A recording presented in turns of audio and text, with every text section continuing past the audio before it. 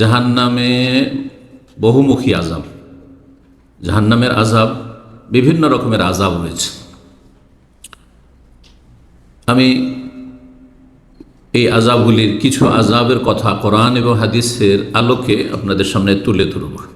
আল্লাহ রাব্বুল আলামিনের কাছে দোয়া করে আল্লাহ যেন আমাদের সকলকে জাহান্নামের আযাব থেকে রক্ষা করেন, জান্নাতুল ফিরদৌস দান করেন, জাহান্নামের পথে চলা থেকে আল্লাহ দুনিয়াতে বাঁচিয়ে রাখেন এবং আল্লাহ রাব্বুল আলামিন ঈমান ইসলামের ওপর, তাওহীদ সুন্নাতের ওপর আমাদের যেন মৃত্যু দান করেন।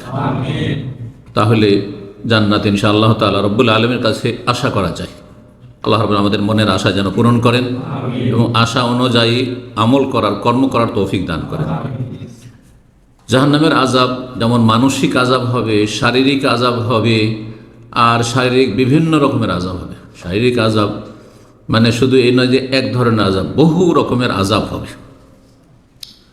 তার মধ্যে একটি আযাব আমরা ধারাবাহিক এর আগে 16টি পয়েন্টে আলোচনা করি, 17 নম্বর পয়েন্টে, তা হচ্ছে যে আগুনে যখন জাহান্নামীরা জ্বলবে, তো সাধারণত আগুনে জ্বললে যেটা আল্লাহ রাব্বুল আলামিনের সৃষ্টির নীতিমালা, যে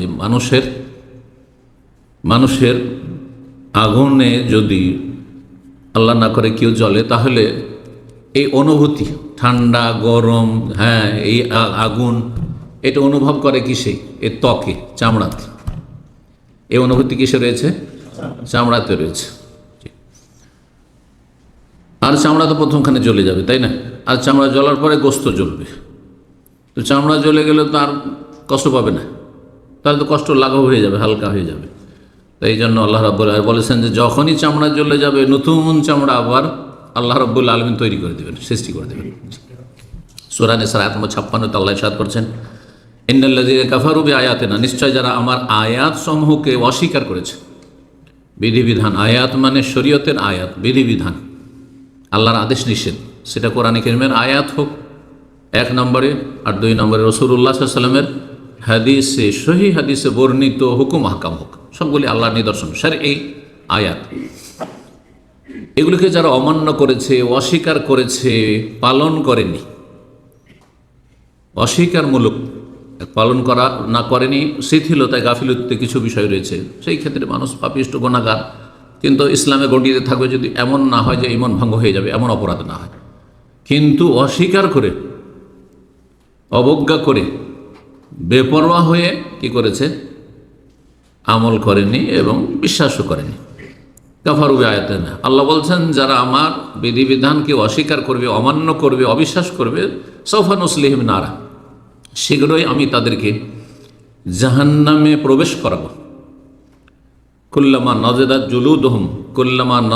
জুলুদহুম বাদদালনাহুম জুলুদান গায়রাহা, যখন যখন জ্বলতে জ্বলতে তাদের চামড়া কি হয়ে যাবে? সিদ্ধ হয়ে যাবে। নজদ, নুন, দদ আর জিম, নজ মানে পাক হয়ে যাওয়া। এজন্য খাবারটা পাক হয়েছে কিনা, তরকারি বা গোস্ত সিদ্ধ হয়েছে কিনা, এটাকে নজ বলা হয়। নাজেজ মানে পাকা, পাক হয়ে গেছে, সিদ্ধ হয়ে গেছে। যখনই চামড়া জ্বলে সিদ্ধ হয়ে যাবে, পাক হয়ে যাবে, আল্লাহু আকবার,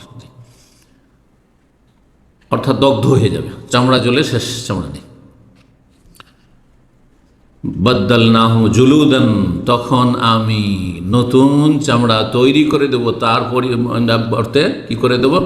সৃষ্টি করে দেবো, তৈরি করে দেবো, গায়রাহা, যে আগের চামড়া ছিল সে চামড়া ছাড়া।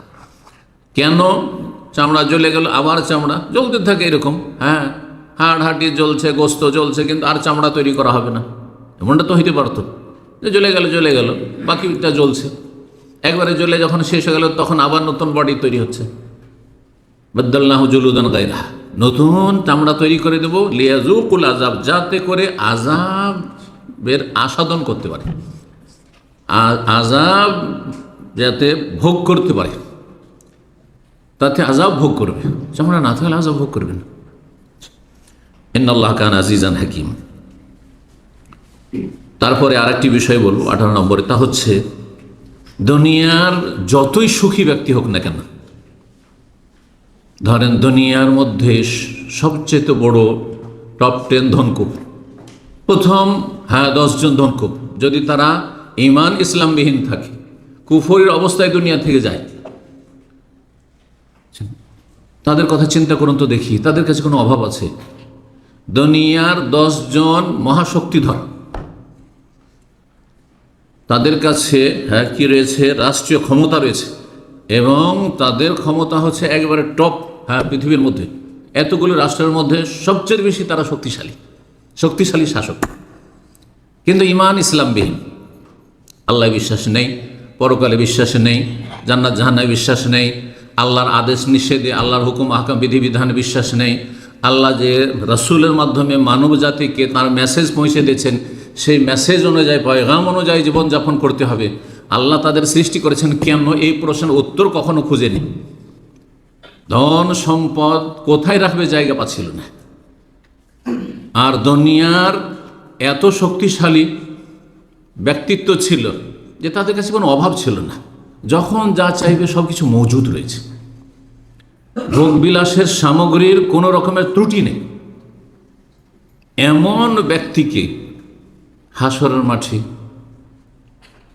আল্লাহ রাব্বুল আলামিন জিজ্ঞাসা করবেন, ফেরেশতারা জিজ্ঞাসা করবেন। এই মর্মে হাদিস রয়েছে সহিহ মুসলিমে 5021 নম্বর হাদিস। আনাস বিন মালিক রাদিয়াল্লাহু তাআলা আনহু থেকে বর্ণিত, ইউতা বিআনআমি আহলিদ দুনিয়া মিন আহলিন নারি ইয়াউমাল কিয়ামাহ। দুনিয়ার সবচেয়ে বেশি বিলাসী ব্যক্তিদেরকে নিয়ে আসা হবে কিয়ামতের দিনে। সবচেয়ে বেশি বিলাসী, ভোগ আর বিলাসে জীবনযাপন করেছে এমন ব্যক্তি আছে জীবনে একটা খাবার 2 বার পড়েনি। একটা খাবার দ্বিতীয়বার নয়, আর যা ইচ্ছা তাই, যেগুলির নামও হয়তো শোনেনি, সেসব কিছু তাদের খাবার পানীয়। সেই জগৎ সম্পর্কে, দুনিয়ার জগৎ, তারপরও হয়তো আপনার কল্পনাও যায় না, এত ভোগ বিলাস তাদের।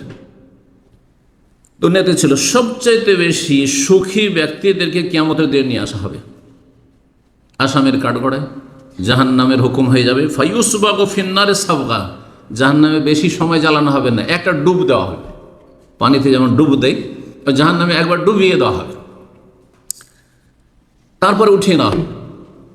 একবার জাহান্নামে জাহান্নামের আগে ডুবিয়ে দিয়ে, ঢুকিয়ে দিয়ে সাথে সাথে উঠিয়ে নেওয়া হবে। সুম্মা ইউকালু ইয়া ইবনা আদম, তারপরে বলা হবে, হে আদম সন্তান, হাল রাআইতা খায়রান কাত্তু, তুমি জীবনে কোনো দিন সুখ শান্তি পেয়েছো? আল্লাহু আকবার। 80 বছর, 90 বছর, 100 বছর, কোনো রোগ নেই, ডাক্তার সব রেডি হয়ে আছে সবসময় তাদের সাথে, প্রতিদিন তাদের চেক আপ হচ্ছে, সমস্ত কিছু ফুল চেক আপ সকাল সন্ধ্যা হচ্ছে তাদের।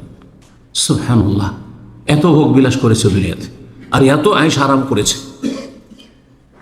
হে আদম সন্তান, জীবনে কোনোদিন সুখ শান্তি পেয়েছো? হাল মাররা বিকা নাইমুন কাত্তু, কোনোদিন কোনো ভোগ বিলাসের জিনিস, আরামদায়ক জিনিস পেয়েছো, নেয়ামত ভোগ করেছো? ফায়াকুল লা ওয়াল্লাহি ইয়া রাব্বি, আল্লাহ কসম করে বলছি জীবনে সুখ শান্তি পাইনি, জীবনে সুখ শান্তি পাইনি। আল্লাহু আকবার, সব ভুলে যান। এটাকে সহজভাবে যদি বুঝতে হয়, দুনিয়াতে মানুষ যতই কষ্টে থাকে, কতই বা কষ্ট হয়, আগুনে তার জ্বলছেন না, তাই না? 60 বছর 70 বছর সুস্থ থেকেছেন, বড় কোনো রোগে আক্রান্ত হননি, কোনো দুর্ঘটনা অ্যাক্সিডেন্ট হয়নি, কোনো রকমের অশান্তি হয়নি, এরকম বহু মানুষ আছে। 60 বছর 70 বছর সব কিছু সুস্থ, স্বাভাবিক চলাফেরা, কোনো রকমের না আর্থিক কষ্ট, পারিবারিক কষ্ট, মানসিক শারীরিক কোনো রকমের বিপদ আপদ বালা মুসিবত ছিল না। হঠাৎ করে যদি অসুস্থ হয়ে বিছানা ধরে নেন আর ছটফট করছেন, বেশি নাই একটা দিন কয়েক ঘন্টা ছটফট করছেন, মানুষ কি বলে? জীবনে কোনো সুখ শান্তি পেলাম না, সমস্ত সুখ ভুলে যায়। এতদিন যে আল্লাহ তাকে সুস্থ রাখলো, সব কিছুতে সব দিক থেকে ভালো রাখলো, কিন্তু মানুষ যখন বিপদে পড়ে যায়, এরকম বালা মুসিবত, তখন অতীতের সমস্ত সুখ শান্তি ভুলে যায়। 2, 4, 10 দিন, 1 মাস যদি অসুস্থ থাকে, তাহলে তো সবই ভুলে যায়, অতীতের সমস্ত সুখ শান্তি, আয়েশ আরাম সব ভুলে যায় মানুষ। দুনিয়াতে এই অবস্থা হচ্ছে। যাদের এরকম পরিস্থিতি হয়েছে তারা বুঝছে এগুলো, আপনার আমার যদি না হয়তো বুঝবেন না, কিন্তু আমাদের মানুষের প্রকৃতিটা এইরকম যে অতীতের সারা জীবনের সুখ শান্তি সব কিছুই। দেখেন, অনেকের স্ত্রী আছে অকৃতজ্ঞ, 10 বছর 20 বছর খুব সুখ শান্তিতে রেখেছেন, খুবই ভালো রেখেছেন, কিন্তু হয়তো 2, 4, 10 দিনের জন্য কোনো কষ্ট হয়েছে, আর্থিক কষ্ট, পারিবারিক কষ্ট, হ্যাঁ, কিছু অন্যায় অত্যাচার হয়তো শ্বশুর শাশুড়ির পক্ষ থেকে বা কারো পক্ষ থেকে, জীবনে এই বাড়িতে এসে সুখ পেলাম না, বল না, দুনিয়াতেই তো এই অবস্থা হচ্ছে। তো বলে আল্লাহ জীবনে কোনোদিন সুখ পাইনি। লা ওয়াল্লাহি ইয়া রাব্বি ওয়া ইউতা